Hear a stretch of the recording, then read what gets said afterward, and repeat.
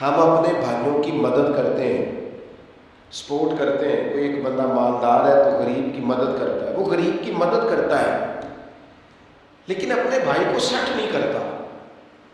یہ نہیں چاہتا کہ یہ بھی سٹینڈ ہو جائے، اس کو اس کے پیروں پر کھڑا نہیں کرنا چاہتا.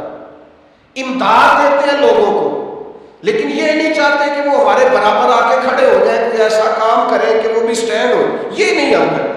مہاجرین اور انصار نے جو ہمیں سبق دیا ہے نا کہ ملک اور ریاست کیسے چلتی ہے، جو مہاجر ہو کے آئے تھے جن کے پاس کچھ نہیں تھا، انصار نے انہیں آدھا آدھا مال دے کے سٹینڈ کر دیا، انہیں کھڑا کر دیا. انہیں کہا اپنے پیروں پہ کھڑے ہو، انہیں اپنے کاروباروں میں شریک کیا. ہم نے قوم کو زیادہ سے زیادہ یہ توجہ دلائی ہے کہ لنگر کھانا ہے، روٹی کھا لو، ضرورت پڑے گی تو مدد کر دیں گے. ان کو سٹینڈ کیا جائے. نبی پاک علیہ السلام محنت کی طرف امت کی رغبت دلاتے تھے. حضور فرماتے ہیں بہترین کھانا وہ ہے جو بندہ اپنے ہاتھوں سے محنت کر کے کما کے کھاتا ہے. حضرت داؤد علیہ السلام محنت کر کے کھایا کرتے. رغبت دلائی. نبی پاک علیہ السلام نے حضرت عبد الرحمن ابن عوف رضی اللہ تعالیٰ عنہ اور جناب سعد بن ربیع رضی اللہ تعالیٰ عنہ کو بھائی بھائی بنایا. یہ سمجھنے والی بات. حضرت سعد بن ربیع رضی اللہ تعالیٰ عنہ نے فوراً جناب عبد الرحمن ابن عوف سے کہا کہ میں آئے آپ کو اپنا مال آدھا تقسیم کر کے دوں.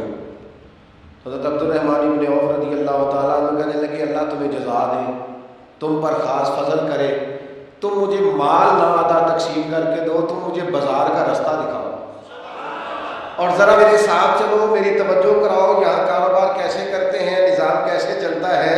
حضرت عبد الرحمن ابن عوف چند دنوں کے بعد ہی بازار چلے گئے اور جا کر کے تجارت کرنی شروع کر دی، کام کرنا شروع کر دی. او میرے بھائی، نبی پاک علیہ السلام نے بھائی کی مدد کرنے کا کہا ہے، لیکن بھائی، رشتہ دار، دوست ساری زندگی مدد کے سوالی بن جائے تو اپنی دنیا آپ پیدا کر. اگر زندوں میں جدوجہد کریں، کوشش کریں، ہمت کریں. اور میرا رب بڑا ہی کریم ہے، بندہ تھوڑی کوشش کرتا ہے اللہ اس کی زیادہ مدد فرماتا ہے.